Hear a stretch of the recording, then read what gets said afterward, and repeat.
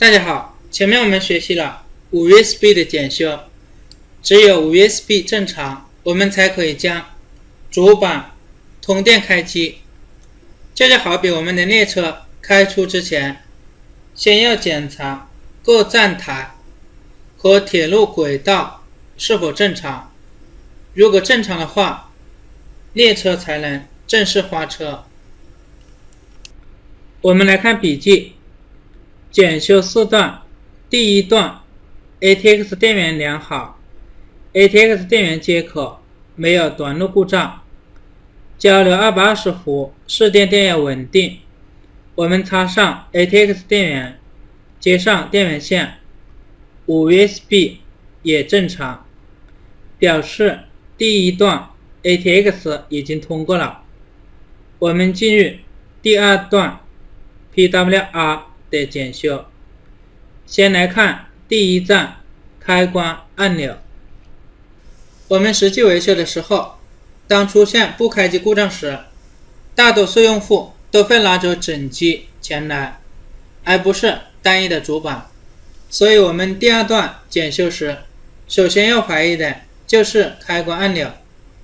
我们看一下，这个就是开关按钮，它因为长期的频繁动作，故障率也比较高，它的硬故障为不能开或关，远故障为接触不良。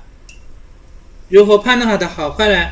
我们用手按下开关按钮，应该感觉很灵活，可以听到触点接触的声音。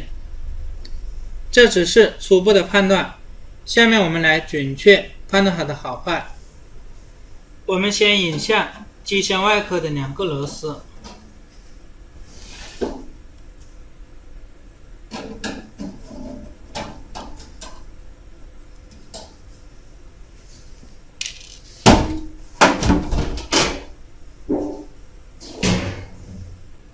取下外壳后，我们将胡乱的趴了上的引线全部拔掉，然后接上电源线，用镊子短接护 PW 正，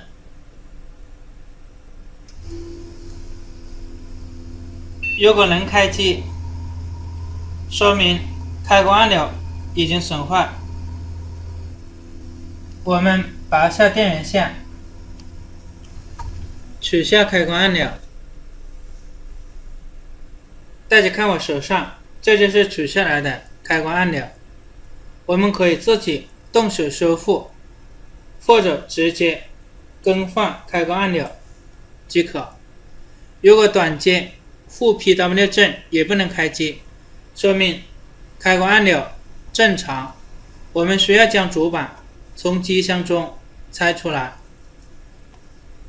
将主板拆下来后，放在清洁的绝缘工字台上，先用毛刷和疲劳火把上面的灰尘清扫干净，然后跟 ATX 电源的检修一样，进行望闻问诊的初步检查。先观察主板上的元件有无损坏，如果发现损坏的元器件，进行更换。我们来看几块主板，先来看这一块，我们从南桥可以看出它的年代，这块是英特尔 FW82801AA， 是小南桥 ICH1， 说明它是奔3主板。可以看到这里有很多电极电容已经鼓包，像这种情况，我们要直接将电极电容更换后，再进行下一步的检查。这一块也是 ICH1， 我们从这里可以看到已经断开了，所以也要先把它更换，才能进行检查。再来看这一块主板，我们看这里的标识 945GZ-M2， 说明南桥芯片为 ICH7。我们可以看到 ICH7 上面覆盖了散热片。大家注意，在奔4以下的主板南桥都没有装散热片，而比较高端的主板开始加上了散热片。现在有些芯片上甚至还装了分冷分涮，这样更利于南桥的散热。我们来看这里，可以发现 CPU 的插座触点已经断了一个。像这种情况也要先进行更换才行。我们还可以通过保修标签来看这个主板是否被修过。这个地方是厂家的序列号，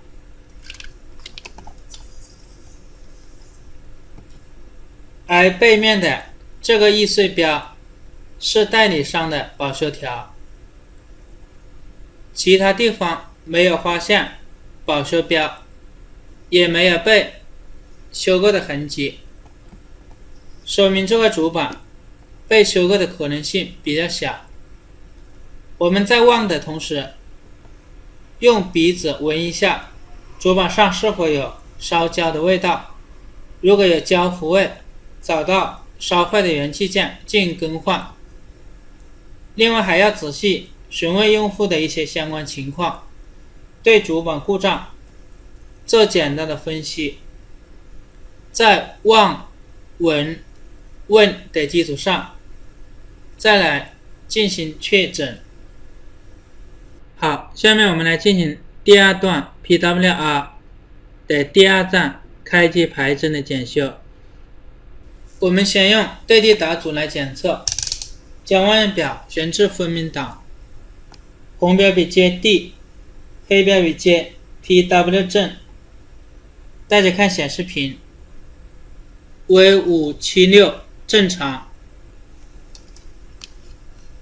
再来测 PW 负，响了表示接地，这是用对地打组的方法检测。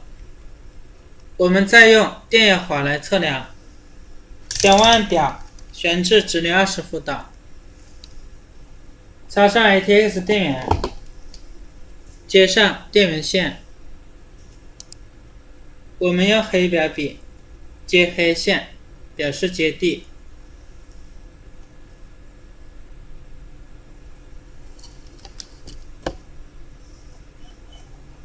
我们知道没有短接时 PW 正有接近5伏的电压，为高电频，而 PW 负接地为0伏电压。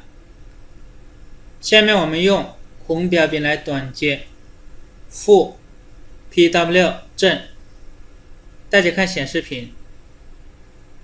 现在大家看到的是 PW 正上的5伏高电频。下面我们短接负 PW 正，大家注意看0伏、5伏，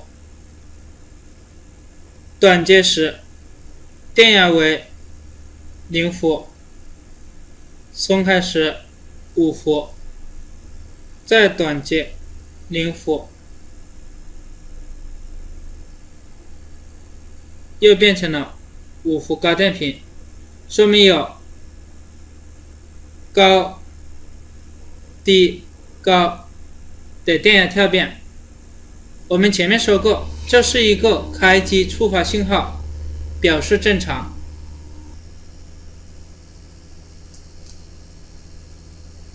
好，我们再短接开机排针，关机。